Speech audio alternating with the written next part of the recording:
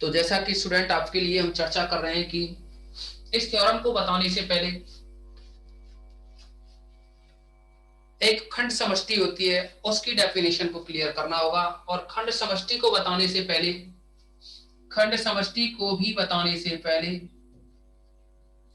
इस खंड समष्टि को भी बताने से पहले एक खंड ग्रुप होता है, इसको बताना होगा। और खंड ग्रुप को बताने से पहले सहकुलक या सह समुच्चय की जरूरत पड़ेगी। तो सह समुच्चय आप जानते हैं, आपको याद होगा H plus A for all A belongs to capital G. H plus A के बारे में आपको याद होगा, यहाँ H प्लस ए कहो या H ए, याद करो फोर्थ चैप्टर। यानी H ए का मतलब होता है H ए का मतलब होता है कैपिटल H का एलिमेंट स्मॉल h, और ये स्मॉल ए है वो किसी ग्रुप G का एलिमेंट है, A बिलोंग्स टू G। तो उस कंडीशन में आपको याद होगा कि यहाँ A अगर दाईं तरफ है तो इसको दक्षिण सहकुलक कहते हैं, और A अगर बाईं तरफ हो जाता है AH बन जाता है तो इसको AH H belongs to H, इसको क्या है फिर बाउंड सहकुलक कहते हैं। H बिलोंग्स टू H, लेकिन A क्या है G का एलिमेंट है। A क्या है G का एलिमेंट है, और इसमें ही लिख सकते हो। और इसमें जो H है वो कैपिटल H का एलिमेंट है, H है वो कैपिटल H का एलिमेंट होता है। तो अब क्या है कि जो खंड ग्रुप होता है, खंड ग्रुप जैसे कि हम ये कहें कि H किसी ग्रुप G का उपग्रुप है, H G का उपग्रुप है। अभी तो हम चौथे चैप्टर है उसके अकॉर्डिंग बता रहे हैं। अगर H ग्रुप G का उपग्रुप है तो ये जो GYH होता है ना, GYH ये खंड उपग्रुप होता है। लेकिन GYH में क्या होते हैं, ये जितने भी जो कोसेट है ना, ये जो कोसेट है GYH के अंदर जितने भी सहकुलक बने हुए हैं उन सभी सहकुलकों का समुच्चय होता है। यानी यहाँ AH टाइप के जितने भी या HA टाइप के जितने भी सहकुलक हैं उन सभी का क्या है कलेक्शन होता है, जहाँ A G का एलिमेंट है, A किसका है G का एलिमेंट। तो इसको क्या है GYH जो है इसको हम खंड ग्रुप कहते हैं। लिखा कैसे जाता है, पहले H, इसके बाद ये जो A है वो इस कैपिटल G का एलिमेंट है। यहाँ जो H होता है ना वो तत्समक को व्यक्त करता है, लेकिन यहाँ ये जो H है तत्समक को व्यक्त जो करता है इसके बारे में भी हम इस थ्योरम में डिस्कस करेंगे। लेकिन आप पहले ये समझिए कि खंड ग्रुप जो होता है उसको GYH से व्यक्त करते हैं। GYH के अंदर सभी सहकुलक होते हैं। अच्छा, लेकिन हम यहाँ बात कर रहे हैं W और V की फॉर्म में चल रहे हैं, सदिश समष्टि में हम डिस्कस कर रहे हैं। तो यहाँ सदिश समष्टि के लिए बात करें तो हम ये कहें कि माना W V ऑफ F की एक उपसमष्टि है। W क्या है, V ऑफ F की उपसमष्टि है। तो फिर V बाई W क्या है, ये जो V बाई W है, V समष्टि है, ये W V की उपसमष्टि है। तो इसको लिखोगे W प्लस स्मॉल v, जहां स्मॉल v क्या है, इस कैपिटल V का एलिमेंट है। तो इसको आप खंड ग्रुप कहते हैं। या फिर यहाँ वो खंड ग्रुप के लिए पढ़ रहे थे, तो यहाँ हम क्या है पढ़ेंगे, तो यहाँ भी खंड ग्रुप, लेकिन ये समष्टि में पढ़ेंगे तो इसको खंड ग्रुप कहें। और अगर यह खंड ग्रुप इन दो कंडीशनों को सेटिस्फाई कर जाए, अगर ये जो खंड ग्रुप है यह तो कंडीशनों को सेटिस्फाई करे, W plus V1 plus W plus V2, जहां W प्लस V1 और W प्लस V2 है वो V बाई W के एलिमेंट है, और ये बन जाए W plus V1 plus V2, W plus V1 plus V2। दूसरा alpha dot W plus small v बराबर W plus alpha dot V हो जाएगी। तो अगर ये दो कंडीशन सेटिस्फाई हो जाएं तो इसी खंड ग्रुप को और इसी खंड ग्रुप को हम क्या कहेंगे, एक खंड समष्टि कहेंगे। ये दो कंडीशन है। ओके, ऐसा हमने आपको बता दिया था। अब देखिए यहां हम डिस्कस करेंगे 33 थ्योरम के बारे में। इसमें क्योंकि आपसे कहा है कि यदि W ऑफ F सदिश समष्टि V ऑफ F की उपसमष्टि है, यानी W V की उपसमष्टि है, तब W के V में सह समुच्चयों का समुच्चय, यानी जितने भी V बाई W है, जो सह समुच्चयों का जो समुच्चय है ना, जितने भी सह समुच्चय बने हुए हैं W प्लस V टाइप के जितने भी सहकुलक बने हुए हैं उनका समुच्चय V बाई W है। जैसा कि हमने यहाँ भी बताया, आप ये कह सकते हैं कि खंड ग्रुप है। और VYW क्या है? सह समुच्चयों का ये समुच्चय है। किस पर? फील्ड F प्लस डॉट पर।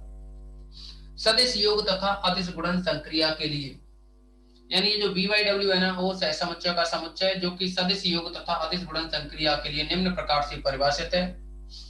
सदिश समष्टि होता है। अब जो परिभाषित कर रखा है वो ये है। तो आपको क्या सिद्ध करना है? सदिश समष्टि सिद्ध करना है। आप याद करोगे, हमने आपको 10th चैप्टर बताया था। 10th जो चैप्टर है ना सदिश समष्टि, इसमें स्टार्टिंग में ही 5 कंडीशन लिखाई थी, याद होगा। V प्लस आवेली ग्रुप है। V प्लस क्या हो? आवेली ग्रुप।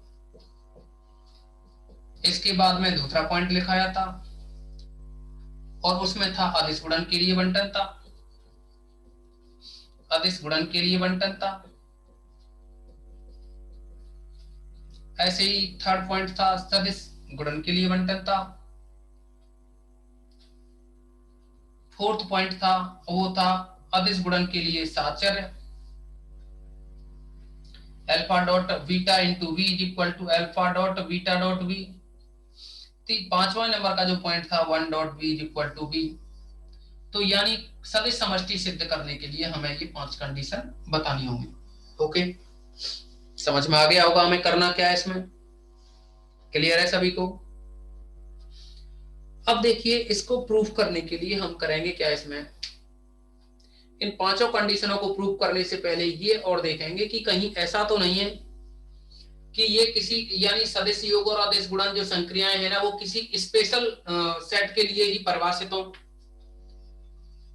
किसी स्पेशल सेट के लिए ही परिभाषित तो नहीं है। तो हम इसे चेक करने के लिए वेल डिफाइंड प्रूफ करेंगे।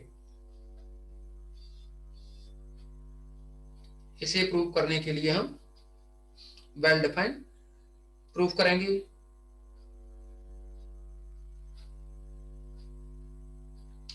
तो इसके लिए एक मिनट।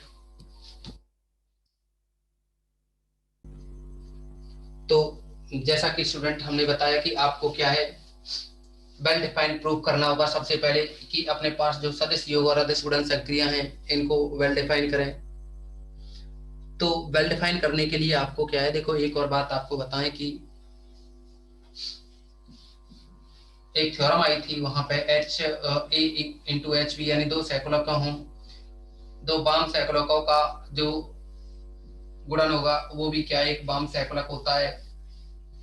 और या 2 दक्षिण सैकड़ों का गुणन है वो भी एक दक्षिण सैकड़क होता है।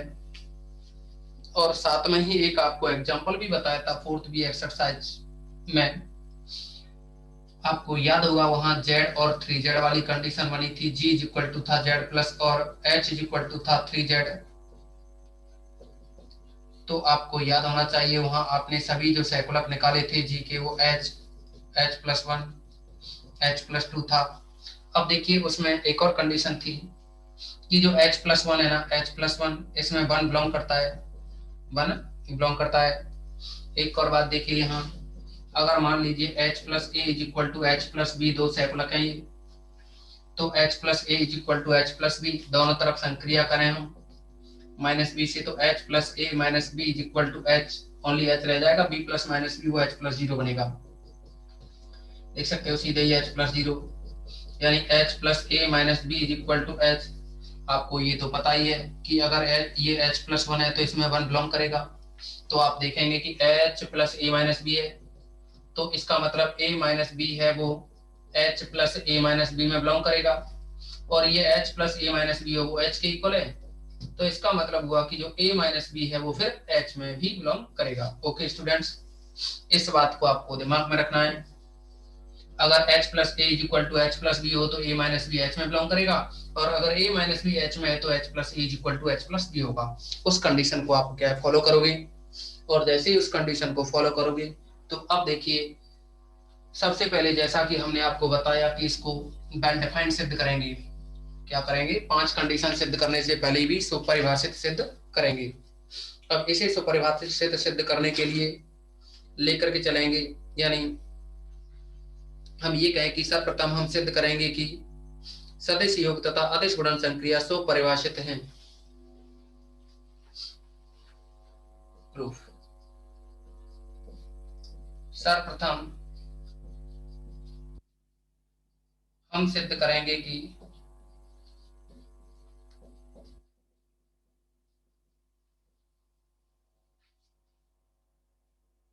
सदिश योग व अदिश गुणन संक्रिया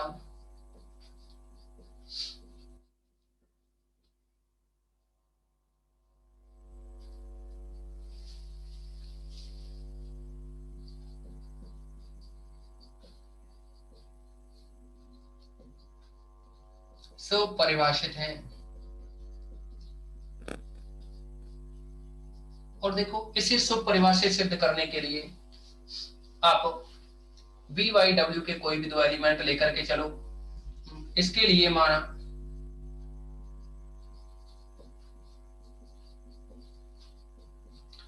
इसके कोई भी दो एलिमेंट हैं, उनको बराबर लेकर के चलो। W plus B one equal to W plus B one dash तथा W प्लस बी टू बराबर W plus B two dash, जहां V1 डैश V2 डैश ये सभी जो एलिमेंट हैं वे कैपिटल V के एलिमेंट हैं, कैपिटल V के एलिमेंट हैं। तो जब यहां आपको बताया, देखो इसके according H plus is equal to H plus B हो तो A माइनस बी H में बिलोंग करेगा। सेम इसी तरह से V1 माइनस B1 डैश है, implies V1 minus B1 dash है वो W में बिलोंग करेगा, तथा यहां से V2 माइनस का V2 डैश है, V2 माइनस V2 डैश ये भी W में बिलोंग करेगा। तो ये लिख सकते हो, तथा V2 माइनस V2 डैश है ये भी W में बिलोंग करेगा। अब देखिए, जो कि V1 minus B1 dash W में बिलोंग कर रहा है और ये V2 माइनस B2 डैश है ये भी W में बिलोंग कर रहा है, तो इसका मतलब हुआ कि इन दोनों को, देखिए W क्या है, उपसमष्टि है। उपसमष्टि है तो योग के लिए समृद्ध होगा, समृद्ध होगा तो इसका मतलब इन दोनों को जोड़ा जाए, B1 minus B1 dash plus B2 minus B2 dash, तो ये भी क्या है, W में बिलोंग करेगा। इसको B1 B2 को एक साथ लिखें, B1 plus B2 minus common लेकर के B1 dash plus B2 dash, इसको एक साथ लिखें।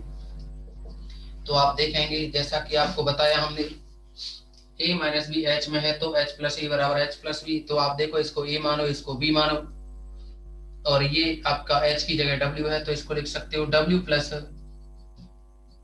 V1 प्लस V2 इक्वल में आएगा ये W plus V1 dash plus V2 dash. Okay, यहां हमने देख तो ये सदिश योग के लिए सब परिभाषित सिद्ध कर दिया। अभी आप क्या करोगे, इसमें सदिश योग के साथ साथ अदिश गुणन के लिए भी सिद्ध करोगे। अच्छा, इसको एक और ऐसे भी लिख सकते हैं, देखिए इसको ऐसे भी लिख सकते हो, W plus B1 plus W plus B2 equal to W plus B1 dash plus W plus V1 dash और ये V2 डैश। तो इससे तो ये कह सकते हैं हम, देखो ऐसे समझो कि इनको सीधे जोड़ दिया गया है, लेकिन किया है हमने ऑपरेशन के अकॉर्डिंग। तो इसका मतलब है सदिश योग के लिए तो सब परिभाषित है। अब अदिश गुणन के लिए करें, तथा अल्फा अगर फील्ड F का एलिमेंट है एवं W प्लस स्मॉल v ये किसका एलिमेंट है, V बाई W का, ये जो एलिमेंट है वो है V बाई W का। तो अगर हम यहाँ देखो, एक और बात इसमें, जैसे कि अल्फा हमने F का एलिमेंट लिया और जो B1 माइनस B1 डैश है ये है क्या है, W का एलिमेंट, इसी का यूज करें। B1 माइनस B1 डैश है जो कि W का एलिमेंट है, इसकी जगह आप इसको लेके चले यहाँ से कि B1 माइनस B1 डैश है एवं B1 माइनस B1 डैश जो कि W का एलिमेंट है, तो इसके according implies alpha dot B one minus B one dash करें तो W का होना चाहिए, क्योंकि W क्या है, V की उप समष्टि है, इस V की W क्या है, उप समष्टि है।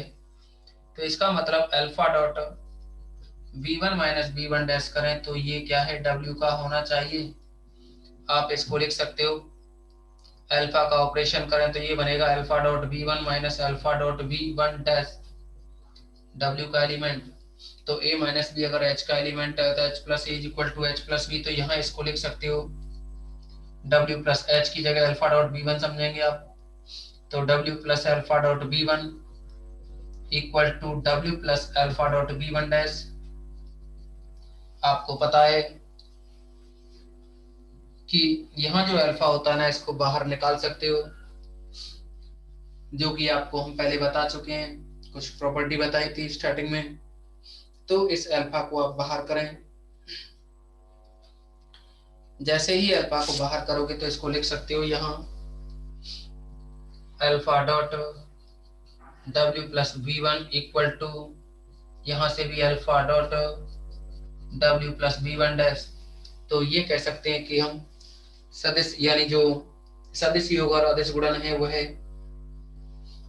सुपरिभाषित है। अतः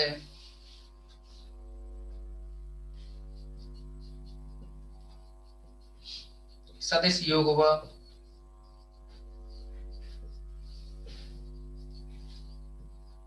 अदिश गुणन संक्रिया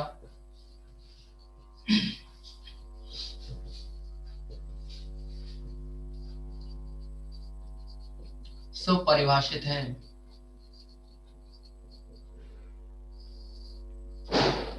ओके, अभी ये तो केवल थ्योरम का 1/3 भाग हुआ है।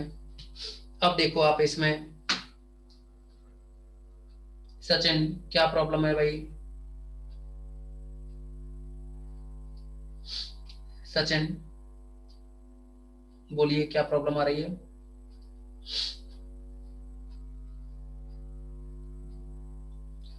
क्लियर नहीं है? अरे देखो दोबारा से क्लियर होगी। तो अब देखिए, इसमें जो 5 कंडीशन आपको बताएं उनको प्रूव करेंगे। उनको प्रूव करने के लिए सबसे पहले बी प्लस को आवेली सिद्ध करोगे ना। बी प्लस आवेली सिद्ध करने के लिए साहचर्य है, तत्समक है, प्रतिलोम है, क्रमनिरय है, इन सभी कंडीशन को सेटिस्फाई करेंगे बारी बारी से। तो किसी भी नियम को आगे पीछे कर सकते हो, ऐसी कोई दिक्कत नहीं रहेगी। तो इसमें सबसे पहले हम योग के लिए क्रमनिरय, योग के लिए क्रमनिरय, फिर योग के लिए साहचर्य। तो पहला पॉइंट रहेगा v प्लस आवेली, और इसके लिए ये फर्स्ट पॉइंट है। और इसके लिए क्या करेंगे,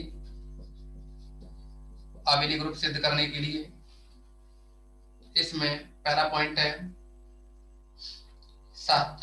आप लिख सकते हो या तो साहचर्य लिख दो या क्रमनिरय लिख दो, किसी को भी पहले सॉल्व कर लो, उससे कोई फर्क नहीं पड़ेगा। तो साहचर्य सिद्ध करें, जैसे हम साहचर्य, तो साहचर्य के लिए हम क्या करेंगे, v y w है, इसके कोई भी 2 एलिमेंट लेकर के चलेंगे। माना w plus B one comma w plus B two belongs to v by w for all v1 v2 belongs to capital V। अच्छा, साहचर्य के लिए कम से कम 3 एलिमेंट की जरूरत पड़ती है ना, तो तीसरा और लीजिए w plus v3 belongs to v by w for all v1 v2 v3 belongs to capital V। तो आप यहां लिखोगे कि w plus v1 plus w plus v2 plus w plus v3।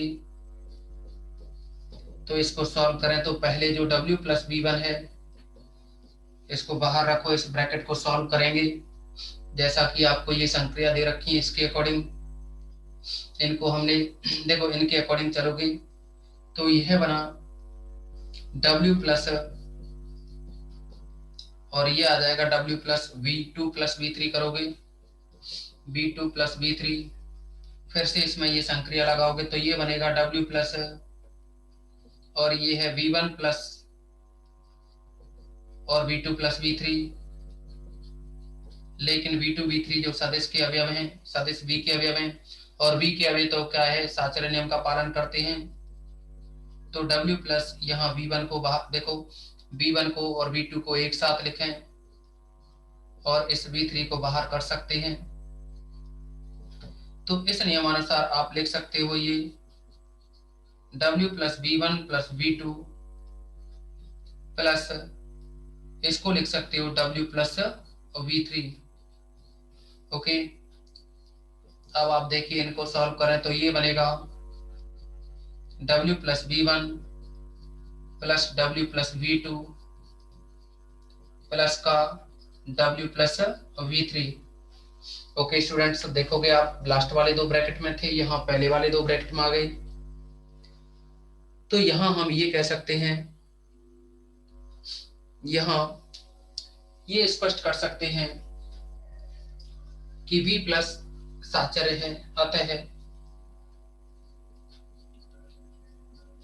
V plus साहचर्य है। अच्छा, ये तो हो गया यहाँ साचर्य। दूसरा देखिए, आवेली सिद्ध करेंगे।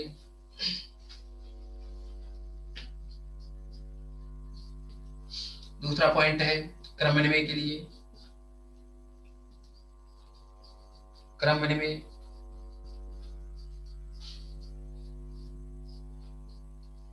और क्रम विनिमय सिद्ध करेंगे तो इसके लिए कोई भी दो एलिमेंट लेकर के चलो। माना W plus V1 comma W plus V2 belongs to V by W for और V1 V2 belongs to capital V। तो आप इसको सॉल्व करें, W plus V1 plus W plus V2 लेकर के चलें तो ये आगे आना चाहिए W प्लस V2 और W प्लस V1 बाद में होना चाहिए।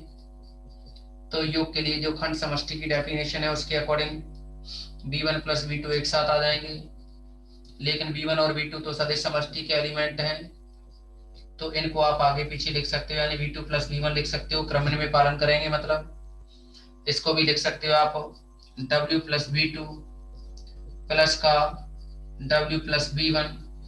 तो हम कह सकते हैं कि जो V प्लस है वो है क्रम में है, तब V प्लस क्रम में है।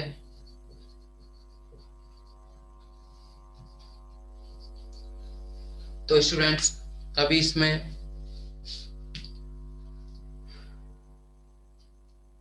जैसा कि आपने किया यहाँ पर कि जो V प्लस है वो क्रम में है, तो इसी के साथ साथ हम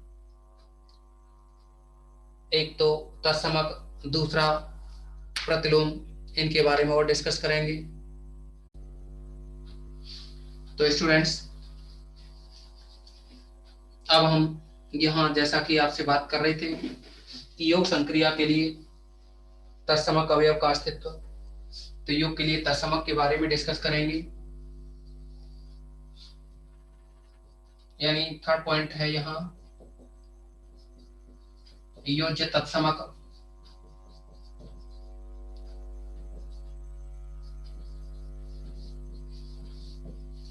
तो आप जानते हैं जो कि 0 V का शून्य सदिश है,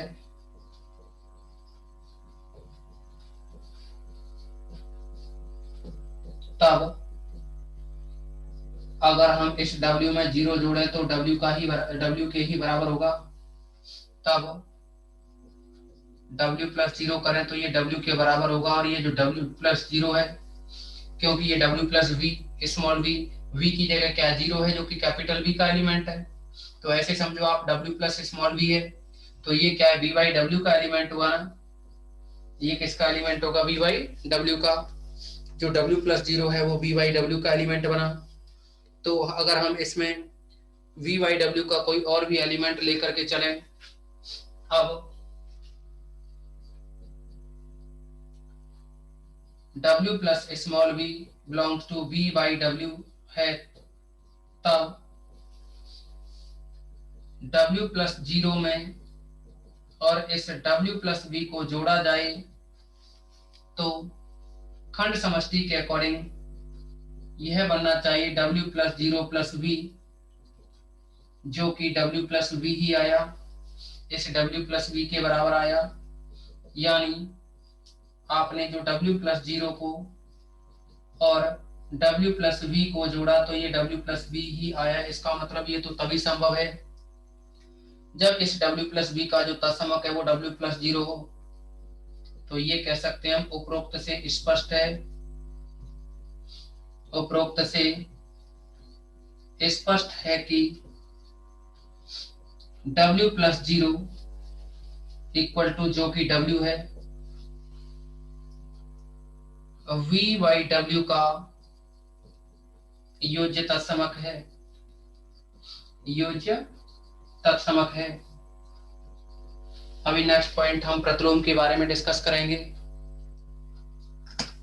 नेक्स्ट पॉइंट क्या है? प्रतिलोम। तो प्रतिलोम के लिए अगर हम चर्चा करें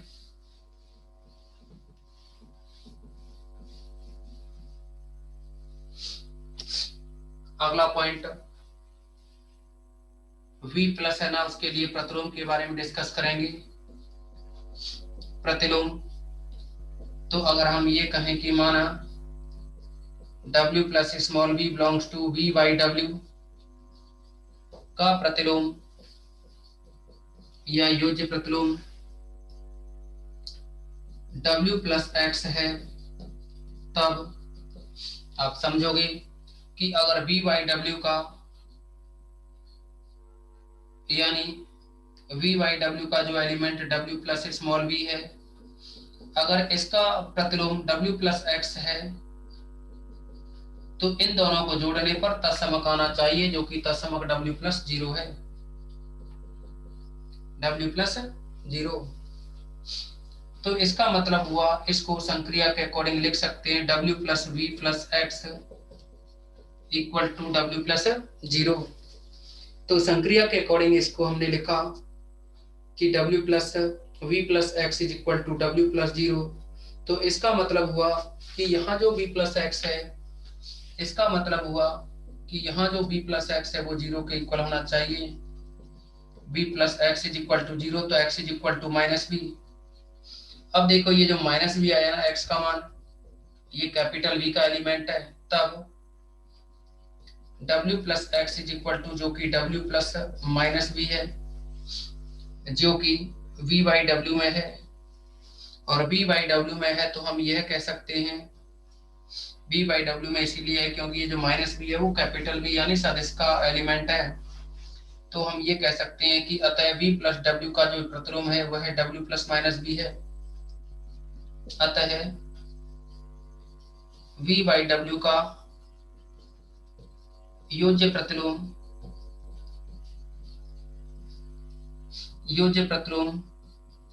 W प्लस माइनस बी, या फिर सीधे लिख सकते हो W माइनस V है। ओके, अब देखो इसके साथ साथ अभी तो 4 कंडीशन हुई हैं और इन 4 की हेल्प से हम ये कह सकते हैं तब V प्लस एक आवेली ग्रुप है।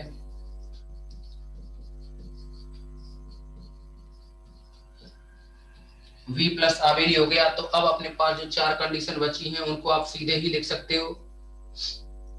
बची हुई जो 4 कंडीशन है ना उनको लिख सकते हो, यानी उसमें जो दूसरे नंबर का पॉइंट बनता है ना, पहले पॉइंट के 4 भाग हो गए, लेकिन जो दूसरा पॉइंट है उसका भी जो पहला भाग है वो बनता है आपका अदिश गुणा के लिए बंटनता। तो अदिश गुणन के लिए बंटनता की बात करें, ये 4 भाग तो हो गए। अब है सेकंड पार्ट, और ये है अदिश गुणन के लिए बंटनता। अदिश गुणन के लिए बंटनता, और इसके लिए भी क्या करोगे आप, कोई भी 2 एलिमेंट लेकर के चलो। माना W plus B1 comma W plus B2 जो कि BY W के एलिमेंट हैं, तथा कोई अदिश लिया अल्फा जो कि फील्ड F का एलिमेंट है, तब alpha dot W plus B1 plus W plus B2 equal to, इसको लिख सकते हो alpha dot W plus B1 plus B2, इसको अल्फा को ऑपरेट करो W plus alpha dot B1 plus B2 equal to, इसको अलग अलग करें तो W plus alpha dot B1 plus alpha dot B2। Okay students, अब इसके साथ साथ हम इसको लिख सकते हैं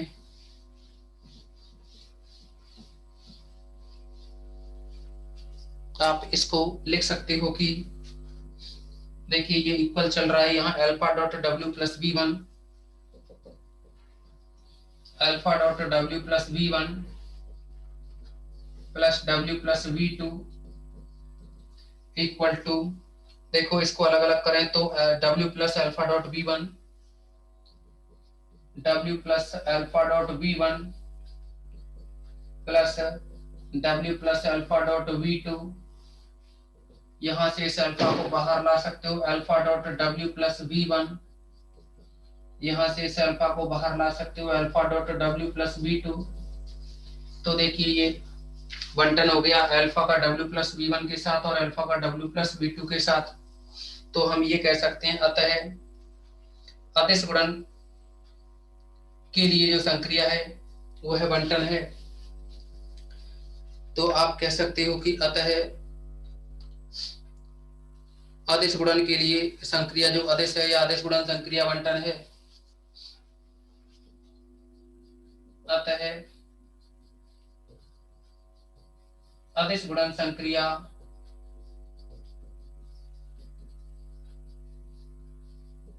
बंटन है।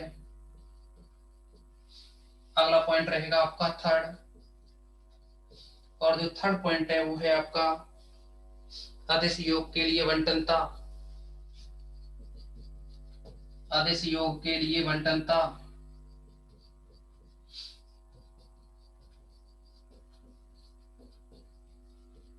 तो यहाँ आदेश योग के लिए जो बंटनता है इसमें आप कोई दो आदेश लेकर के चलेंगे, माना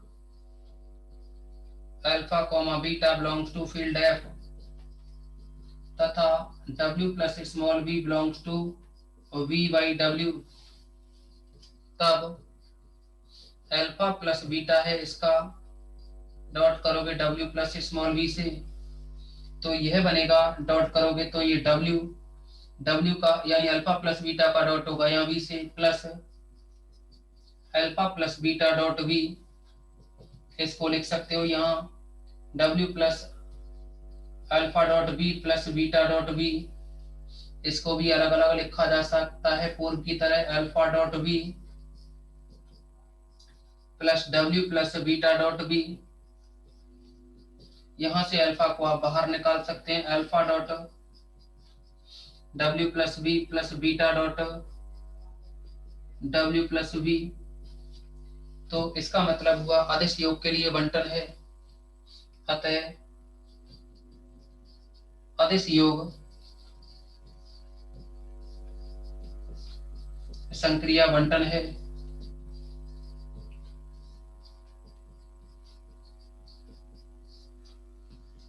अभी अपने पास दो पॉइंट और बचे हैं। चौथा पॉइंट है साहचर्य, आदेश गुणन के लिए साहचर्य। तो यहाँ आदेश गुणन के लिए साहचर्य के बारे में डिस्कस करें हम।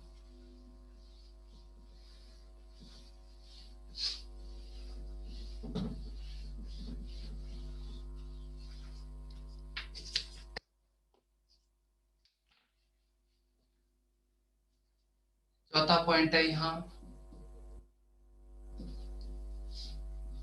आदेश गुणन के लिए साहचर्य।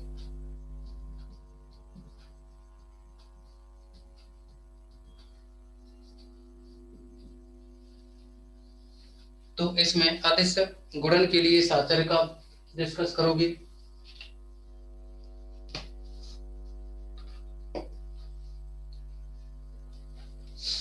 तो आप कोई भी दो अदिश लेकर के चलें alpha beta,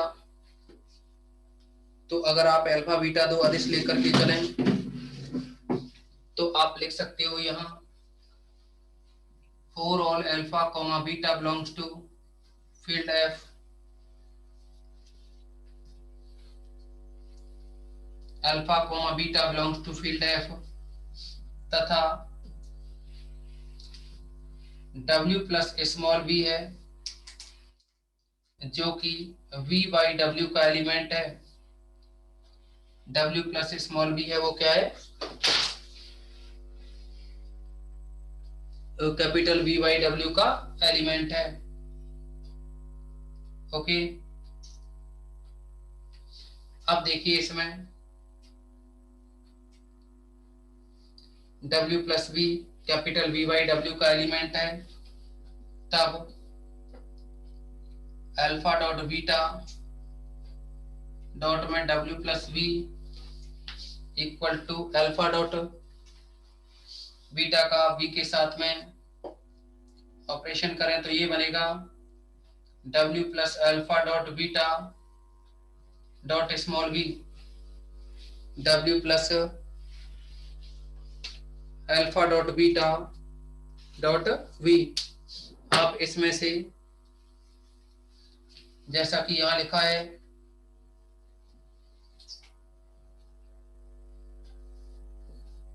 alpha dot beta plus W plus small v equal to ये है W plus alpha dot beta dot small v। अब आप समझेंगे इसमें कि यहाँ जो W plus alpha dot beta है, इस अल्फा को बाहर करो, बीटा डॉट बी को साथ रखें, तो ये जो अल्फा है वो बाहर आ जाएगा। Alpha dot W plus beta dot v, यहाँ से ये बना अल्फा डॉट, यहाँ से भी बीटा को बाहर निकाल सकते हो, beta dot W plus v। तो हम कह सकते हैं कि अतः अदिश गुणन के लिए साचर है जो V प्लस यानी V बाई W है, अतः V बाई W अदिश गुणन के लिए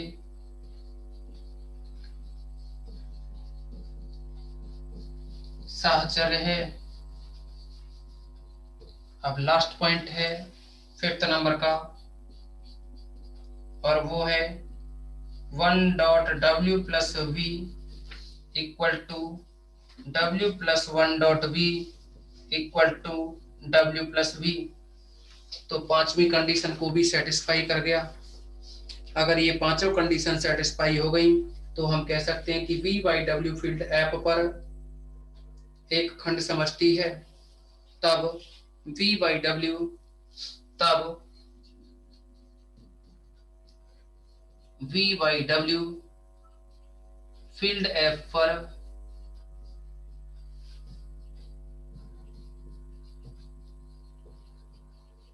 सदिश समष्टि है।